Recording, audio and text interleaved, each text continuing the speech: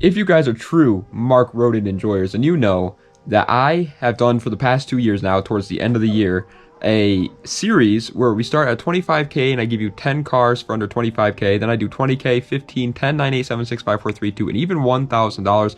But in all the videos, they are 10 separate cars. That way you have a ton of different cars to choose from. It's just kind of like a way to update you guys at the end of the year, like what prices have changed, what cars have raised in price, lowered in price. And so today we're going to start that again. It's the end of the year. It's pretty much October at this point. And so we have pretty much 3 months left of 2023. I decided, which is wild to say by the way, and I decided we're starting the series up. Real quick though, song of the day, Lynyrd Skynyrd, Sweet Home Alabama. You know, Sweet Home Alabama. Banger. Okay, without further ado though, let's go right into the list with number 10. Alright, coming in at the number 10 spot is a car that I don't really talk about enough. That's because I don't really talk about any of these cars enough, since they're a little bit too expensive for Mark Roden's videos. The Cadillac XLR. This thing is wacky. It doesn't make much sense. You know, it's just weird. It's like a long. It's like is it like a sports car? Is it like a luxury car? I don't know. Does anybody know? No. It comes with a 4.6 liter V8, making 320 horsepower in its rear-wheel drive, which is very good. So, you know, one would argue that's definitely sports car material, but at the same time, it's a Cadillac. Okay, I know Cadillac has made some fast cars, the CTSV. They had that weird, what is that, Cayenne thing that they used to have, that like weird supercar type thing. I know they've made fast cars, but the XLR was just weird, okay? If you like weird things, if you want to be different, this is for you. It does look good. I'm not saying it doesn't, it's like it's an ugly car or anything like that. No, it looks cool, but it's just so weird. Coming in at the number 9 spot is going to the Mitsubishi Evo 10, which is the latest generation of the Evo fam before they decided, hey, you know what, we're cutting the cord on these bad boys, and they never gave us any more. Why? Because they suck. Mitsubishi sucks so bad, it is unbelievable. Like, they used to have such cool cars, 3000 GT, Eclipse, Evo, Starion, and now what do they have? Absolutely nothing. But anyway, Evo 10 comes with a 2-liter turbocharged inline-4, making 303 horsepower. There is, I guess, some higher horsepower models out there that you could get. I didn't really look into it all that well, but if you really want one of these, I would recommend looking into the trim levels and stuff like that. They have the rally heritage, but nowadays they're tuner cars. People modify them, and yeah, they don't have the 4G63, and so I know you probably want the 4G63, but listen, this motor is still really good. Honestly, I would even go as far as to say it's better than the 4G63. I said it. I would say the motor that they put in the Evo 10 is a little bit better. Coming in at the number 8 spot, however, is a car I want very badly, but I don't have the money for it. The BMW M6 F13. I love the F13s, BMWs. I even if it's not the M6 version, it's just like a 650i or a 640i. I don't care. I love it. But the M6 in particular is just... it is mind-blowingly cool, and nobody cares about it. It comes with a 4.4-liter twin-turbo V8, making 567 horsepower, and it is rear-wheel drive. That is not only the fastest car on this list, it is most likely going to be the fastest car in this entire little mini-series that we do, because 567 horsepower for less than $25,000 is unheard of. That is supercar territory. Supercars make like 550 to 600 horsepower today. And this is an M6 from like 2014, 2015, and it was making 567. Like, that, it is mind-blowing. I love these cars. They also look incredible, have tons of luxury, incredibly unreliable, but it's great. Coming in at the number 7 spot, by the way, in case you guys couldn't tell, I'm a car guy, and so if you're actually looking for like an actual like daily driver for less than 25k on this list, and you're like, oh, I'm gonna go buy myself an M6 F13 because this guy said to do it, don't. I'm just recommending cars I think are cool and fun for under 25k. These cars are not all reliable, but it's the Audi TT 3rd gen, which comes with a 2-liter turbocharged inline-4, making 228 horsepowers, and it's front-wheel drive. Now you can get the Quattro model, making it all-wheel drive. Therefore, you got all of the 4 wheels turning at the same time. Oh my goodness gracious! But if you don't want to, then you can get the front-wheel drivers. Now, if I'm gonna be honest, I would if you are looking for like an Audi TT 3rd gen, I would just recommend, even if it is a little bit more expensive, get the Audi TTS. It's just better in absolutely every way. The normal base model Audi TT is just not worth it.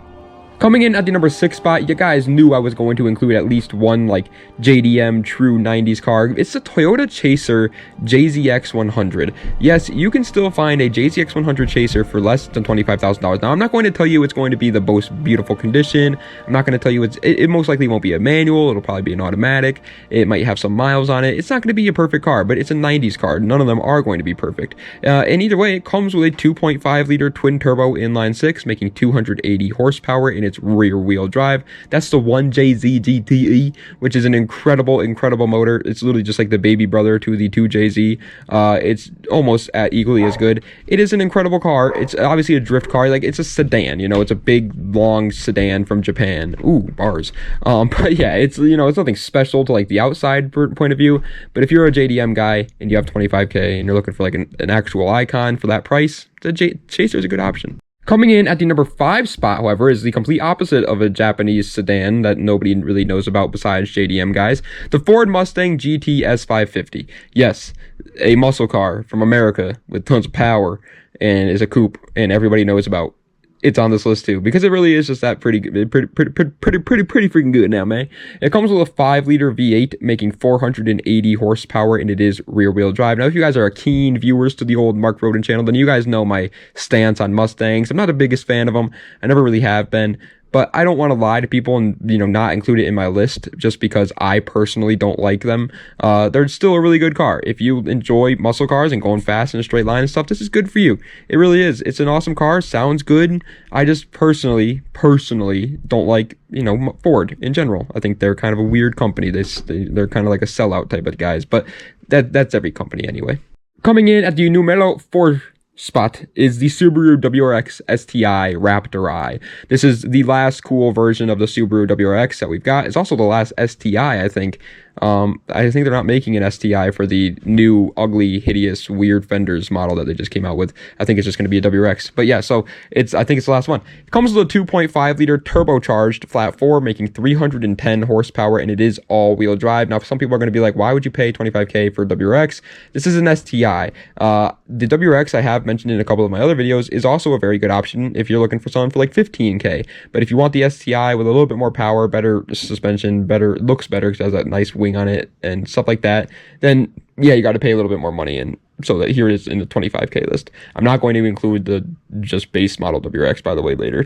That would be too easy.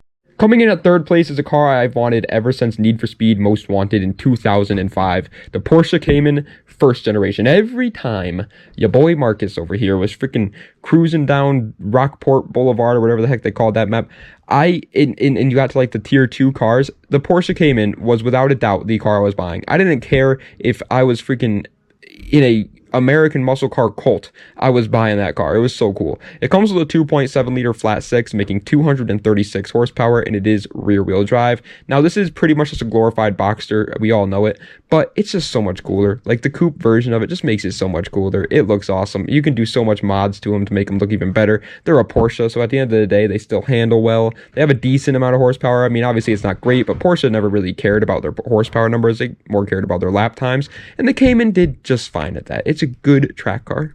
Coming in at 2nd place, however, is going to a car that I actually just saw in real life a couple days ago. It was really cool. I don't really see cars like this up here. The BMW M5 F10. Again, I don't really see like European sports cars up here. I live in like kind of like the countryside, I guess you could call it. This is like a little town. And so we kind of get, if we do get anything, it's muscle cars or trucks or Harleys and stuff like that. And so seeing European cars just makes me so happy. And this thing was beautiful. It comes with a 4.4 liter twin turbo V8 making 560 horsepower, and it's rear wheel drive. Let me know, BMW guys, even though I like BMWs, but let me know if this is the same motor that came in the M6 F13, because it sounds like it's the same. It's the same displacement, same oh my god, why can't I think the word? Same induction, and pretty much the same horsepower. So I feel like it's the same. And if it is, then it's just as good as the M6, except it's a little bit lighter and it looks a little bit better. Honorable mention. That's right. You guys thought I was just going to be 10. Damn wrong. Every one of these lists that we're going to be doing from now on is going to have one honorable mention, and every one of them is going to be a truck. That way I don't, take up the 10 spots, one of the 10 spots with a truck and annoy people. But at the same time, I get to include trucks. So the honorable mention of today is the Cadillac Escalade 4th generation. It comes with a 6.2 liter V8 making 420 horsepower, and it's 4-wheel drive. Haha, 420, get it? No, yeah, buddy. It's a great car. It's reliable. It looks good. It's comfortable. It's luxurious. It's a nice one. But from one GM product to another, first place, the best car for under 25K, in my opinion, is the Chevy Corvette C6. I promise I'm not biased, because every time I do like the top under 10K ones, I always include the C5 Vet. I think it's one of the best under there. They just make the Corvette is just like an iconic sports car, and for a good damn reason, man. These cars are awesome for their price. This one comes with a 6.2 liter V8 making 430 horsepower, and it's rear wheel drive. 430 horsepower on this particular list isn't anything crazy. I mean, both the BMWs had more than that, the Mustang had more than that, the Escalade had more than that, but it's in a car that is built to go around corners as well as go fast in a straight line. And it looks good. And it has an LS under the hood. So if you want more power out of it, what's that? I tooted accidentally. I pooped my pants. I wet my trousers next to my Chevy Corvette C6. And all of a sudden, it has an upgraded cam in it. I don't know how that happened. I bought my wife a wedding ring, and then it was a 2-for-1 special. The wedding ring cost $2,000, and then a turbo for my LS cost $1. It was wild. I don't know how that happened. They are freaking crazy. You can modify them to the moon and back, and they will take it, and they're just awesome. They're awesome for whatever you're looking for. Track performance, straight line performance, reliability, Sunday cruiser, doesn't matter. Don't buy it as a daily driver, though, obviously. But, ladies and gentlemen, that is the end of today's video of the top 10 best cars for under $25,000. I hope you guys enjoyed. If you did, please be sure to like, comment, and subscribe to the channel for more content just like this. Let me know what other videos that you'd like to see in the comments down below. Now that all that goo gaga, butthole licking, smelling my private parts is out of the way, let's talk about this series again. We've done them for the past 2 years. Okay, and you guys want to see them every year. I've been waiting towards the end of this year. I was going to do it near like April time, but I was like, that makes no sense, because why would I do it towards April time when the prices could change for the next coming months? So I waited until the end of this year, and now we're doing them again. In case you guys forget, it's pretty simple, honestly. It's kind of hard to explain, but it is simple. We start at 25K, then we go to 20K, and you guys already heard that part. But in every single list, there will not be a single duplicate in this entire series. So no car in any of these upcoming lists are going to be repeated ever. That way you have a ton of cars to choose from, no matter what price point you have. But thank you guys so much for watching. I do appreciate it. Das Vidania, and have a nice night.